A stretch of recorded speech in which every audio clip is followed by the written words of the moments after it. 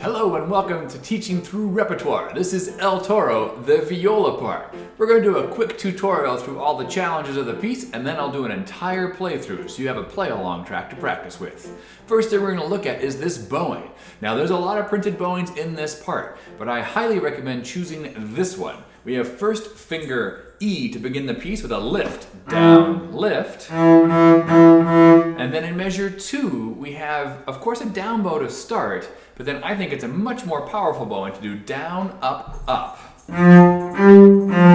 Down, up, up allows for the energy to always fall on the downbeat, but that means in measure 3, you can't follow that up bow. You've got to write in there that it's a down bow with a lift, and that gives us this feeling.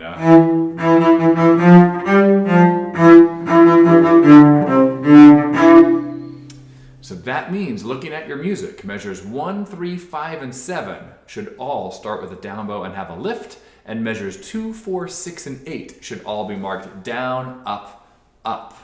You can also look further ahead in the music and find that same figure. If you look at 45, 47, 49, and 51, those should start down bow with a lift. 65, 67, 69, 71, and 75 should be printed down bow with a lift.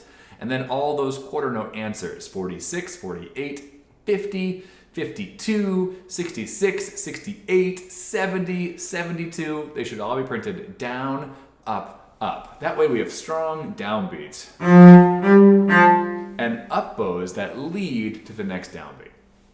Next thing to talk about, when we're looking through this piece in measure 13, when you have a figure like 13, we want to have a rest and then a light answer that bounces off of that rest. We want to stay out of the way of the melody. So measure 13 would be like this: rest, rest, rest, rest.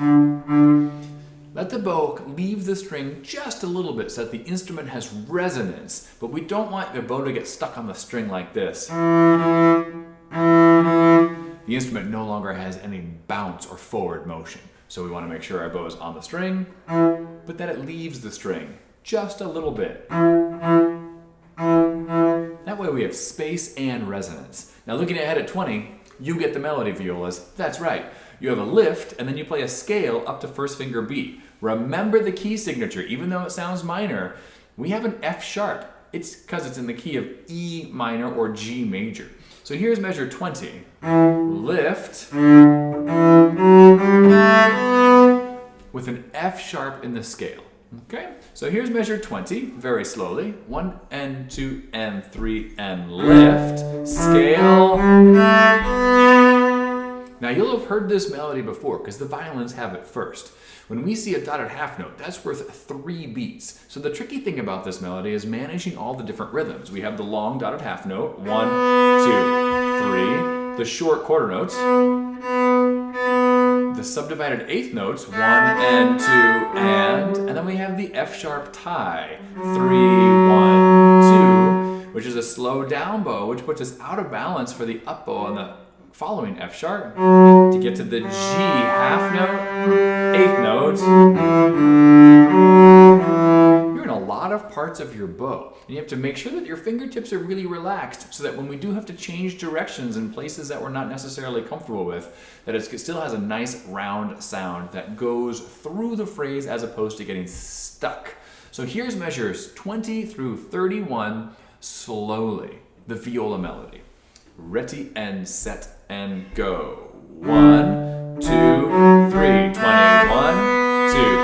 3, 22, 23, 1, 2, 25, 2, 3, 1, 2, 3, 1. Now 27 is just like the beginning, so we have lift, down, up, up, lift. Good job. Next thing at 31. This is tricky because you have these 2 note slurs and you've got to deal with a string crossing. So we have first finger E to G, and then I have to be ready to play first finger B on the A string. And it's got to be all connected. So make sure make sure your elbow is ready for that string crossing.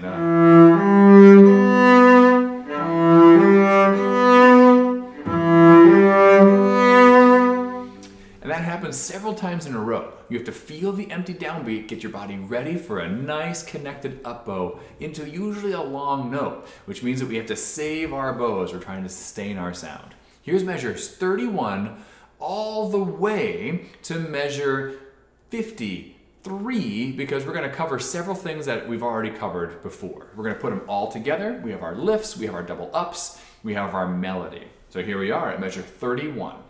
Ready, set, and rest. Slur, slow bow, 2, 3, slur, slow bow, 2, 3, 35, 2, 3, rest, lift, 2, 3, 40, 41, and 2, and 3, 1, 2, 43, 2, 44, 45, lift, down, up, lift, down, up, 49, double up, 51, lift, down, up, down. Now the second note of 53 has a piano mark, so we go from very loud to very soft. Then we get to crescendo and get slower because it's about to get dramatic. We're leading all the way to 55 where it says SFZP, sforzando piano, which is like if you open up a door and a gush of wind just fills the room with energy for a moment and then disappears. So when I play measure 55, I put my bow on the string and I let it grab the string, I relax my knuckles, I make a sound and then fire my bow through to the tip. Sounds like this. And then I live up here in the tip to play very, very, very soft and light, because at both measures 55 and 56, we just hold a fermata, but somewhere in the orchestra, there's a soloist playing one single line while we sustain that note. So let's go to 53. We'll play that first note loud, and then we'll play the second note very, very soft, and then we'll get grow, grow, grow, grow, grow, until we get to measure 55 in the sforzando piano. Here we are. Ready? 53. 1, 2, 3, crescendo, 2, and whoosh. We hold this while the violin has a solo. We listen, and then we lift our bow, and here comes open G in 56. Same thing. Grab the string, release the energy, play very lightly. And then the story begins again at 57, where we have 1, lift, all 8 notes. And they're suggesting you use a 4th finger D. That way you avoid the string crossing. That's important because we're going to get faster and faster and faster. If you see the Italian, it says to crescendo and to accelerate, which means from 57 all the way to 64, we start to get fast and fast and fast until we land back at measure 1 in the original tempo. Notice at the end of 64 it says DC al coda. That means go back to the beginning and play all the way until measure 45 where you see the coda symbol. So let's practice. Here's 57. I'll stay basically slow the whole time. Ready and set and go. And 1, lift, 2, 3, 1, 2, 3, lift, little faster, 2, and lift, lift, and 1. So your eyes have to get ready to jump all the way back to measure 1. So when you look at the end of 64 and you say, oh no, DC al coda, your eyes just whoop, back to measure 1 and play the entire piece again. The second time through the piece, you do everything the same, except look at measure 44. At the very end it says to coda, which means you jump from measure 44 all the way down to 65 where you see where it says coda, and it also has that compass looking like symbol. Can we practice playing the coda to the end, and then we'll practice connecting those two ideas. Here's the coda to the end. Look familiar? Yeah. You lift again, and you have down, up, up again. It's the same music. Here we go. 65. Ready and set and go. And 1, lift, down, up, lift, down, up, lift, down, up, lift, down, up, lift your bow, rest, rest. And that's how the piece ends. Now, remember, we go all the way to the beginning during the DC. So like any math teacher has probably taught you, 61, 62, 63, 64, measure 1. All the way to measure 40, 41, 42, 43, 44, jump to the coda at 65. This is a way of saving time when people are writing music. Instead of writing it out several times, they just use these Italian words to have you jump around and just repeat music that's already been written. So now let's go to measure 39. And when we get to the end of 44, jump your eyes down to 65. Here we go, 39. Ready and set and go. 1, 2, 3, 1, 2, 3, 1 and 2 and 3, 1, 2, 3, 1, 2, 3, 1, 65. 1, lift, up, lift, all the way to the end. Okay, it's that time. We're going to go back to the beginning. I'm going to play the entire viola part. Feel free to change the speed as needed based on the YouTube playback settings. This is essentially a performance tempo with a little of the edge taken out. Here we are, measure 1.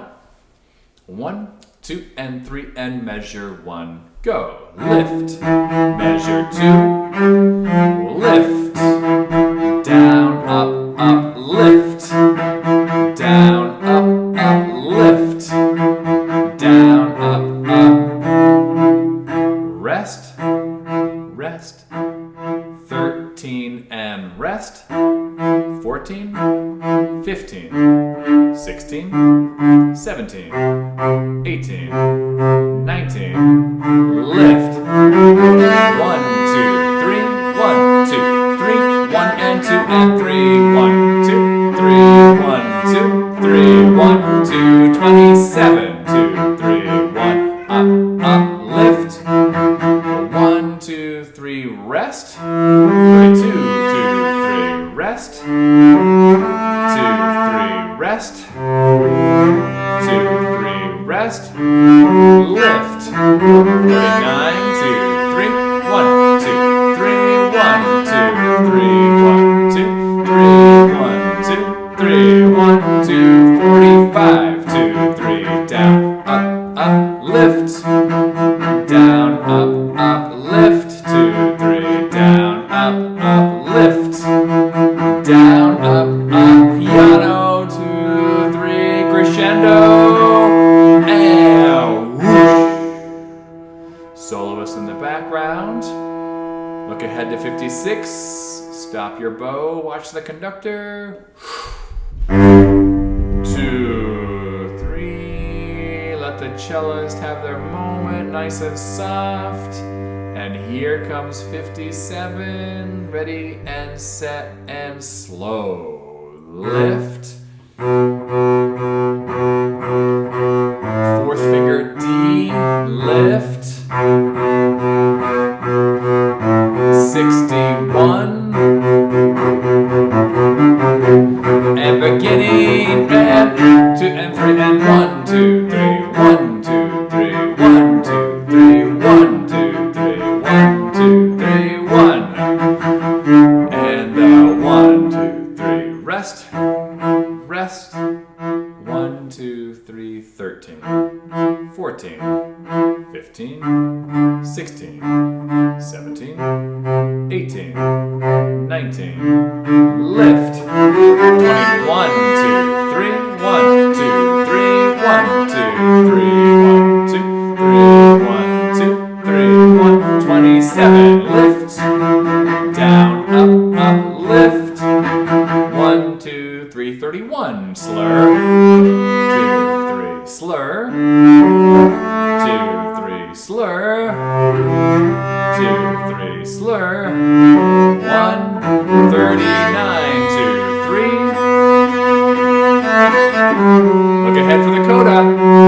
Dakota. Here comes. 65. Lift. Down, up, up, lift. Down, up, up, lift. Down, up, up, lift.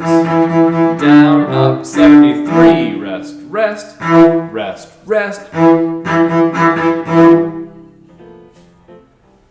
And that's El Toro. Thanks for stopping by. Thanks for working through the tutorial. Practice the hard parts slowly. Figure out which things you need to work on. Maybe it's the slurs. Maybe it's the left hand. Maybe it's just making sure you're counting all the correct rests. Whatever it is, you take care of the things that you need to do while you're practicing. And remember, if you do practice every day, by the end of the year, you'll be taller.